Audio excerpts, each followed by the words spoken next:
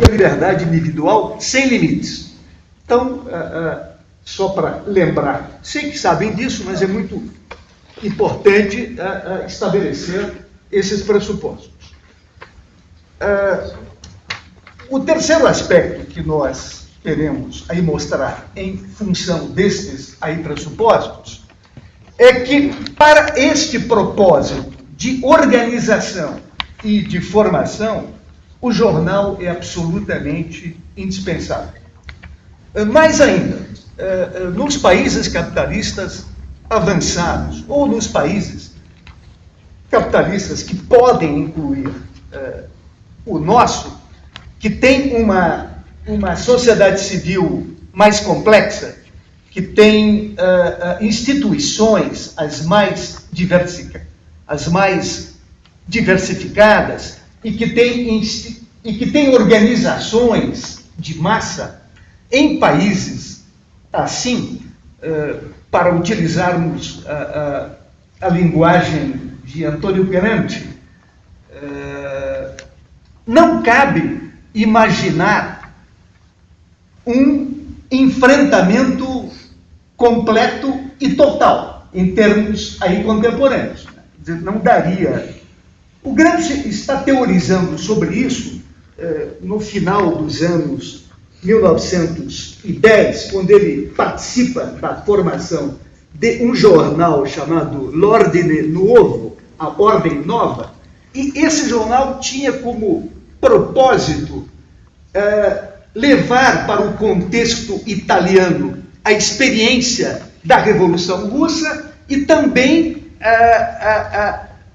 apresentar-se como porta-voz dos conselhos de fábrica que naquele período na Itália vinham se desenvolvendo. Então, para o Gramsci de 1919, não cabia mais fazer o ataque frontal, ou seja, a guerra de movimento. Ele entendia que era muito importante fazer guerras de trincheiras, guerras de posições, em que você vai disputar a hegemonia no interior da sociedade civil. E, portanto, para a disputa desta hegemonia política, o jornal se apresentava como um instrumento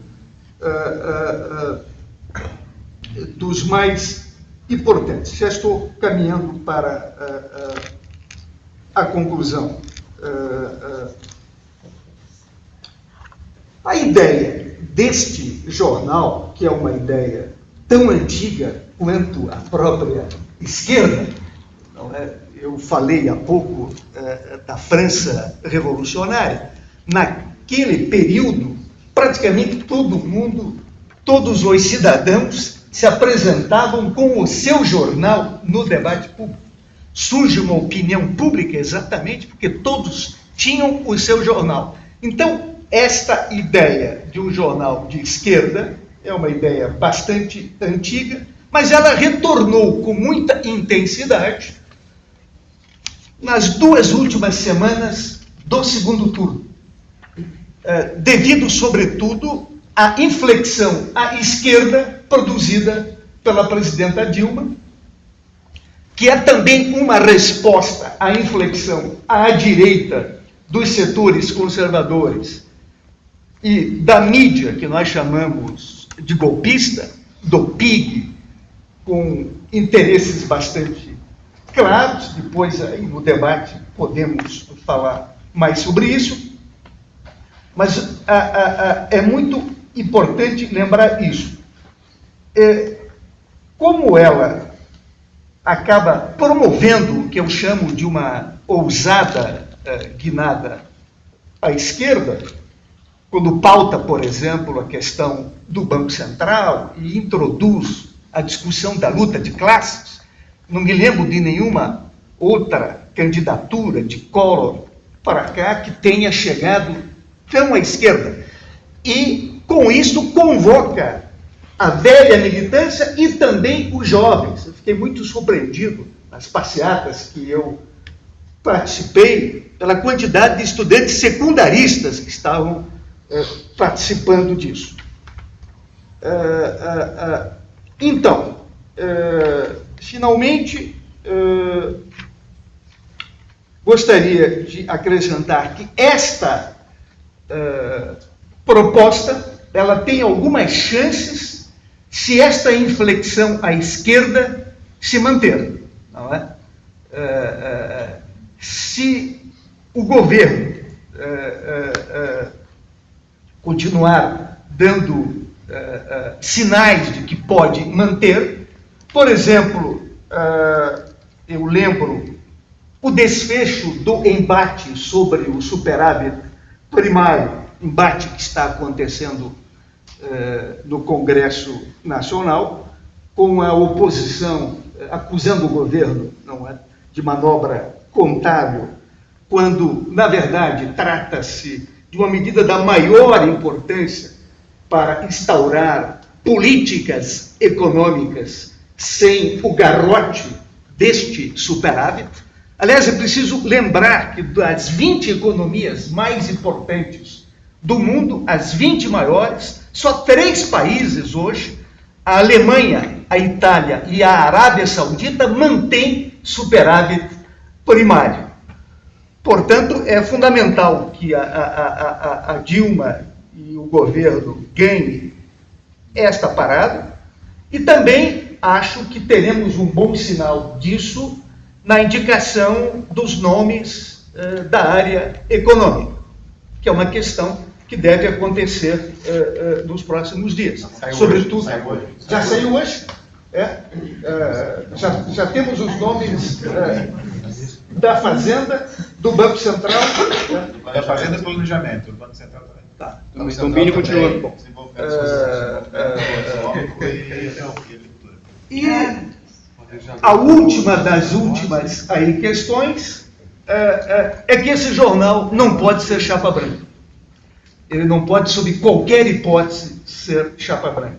Ele não pode exalar nenhum cheiro, o menor que seja, chapa branca. Eu acho que aí está o nó da questão, aí está, talvez, a principal dificuldade. Importa garantir a autonomia, a liberdade dos jornalistas, a independência das equipes que vão dirigir este jornal, tanto da sede que imaginamos para São Paulo, a sede mais importante, como nas 8 sucursais distribuídas em capitais brasileiras. Todas essas equipes, elas devem ter a garantia do exercício da plena liberdade. Sem esta garantia, nós entendemos que não dá para, por nenhuma fé, não dá para apostar nesse jornal, porque ele não servirá ao propósito de produzir leitores e militantes emancipados e que possam contribuir exatamente para a cidadania, para avançar os valores republicanos e democráticos. E socialistas, se entendermos que o socialismo também é o aprofundamento e a radicalização da democracia. Não é? Em última instância, esta discussão é a mais importante. Ela, acho, deverá permitir uma aproximação das esquerdas, do PT e dos partidos de esquerda que são aliados. Deve começar pelas tendências internas dos partidos de esquerda, e ela deve pedir claramente, num primeiro momento, que os fundos partidários e os grandes sindicatos garantam este jornal e exibam, neste momento, um mínimo de racionalidade que se espera, isto é, garantir este jornal. É preciso R$1.100.000 mensais para pô-lo como um jornal em condições de ter alguma aceitabilidade, de ter alguma influência, de ter leitores. Enfim, estamos, no primeiro momento, acreditando que esta esquerda se aproxime, banque o jornal ou financie e resista à tentação de pôr o bedelho nesta equipe que vai dirigi-lo. Este é o projeto, em linhas muito gerais. Esses são os pressupostos mínimos que temos, e num segundo momento a gente pode dar mais aí detalhes. Vou depois encaminhar ao Tasso essa proposta por escrito. Ela tem em torno de 12 a 14 páginas, traz uma planilha orçamentária, que talvez seja o seu aspecto mais interessante, as diversas sugestões de como é que se pode conseguir estes recursos. Acho que era isso por enquanto. Espero que tenha não estourado muito o meu limite.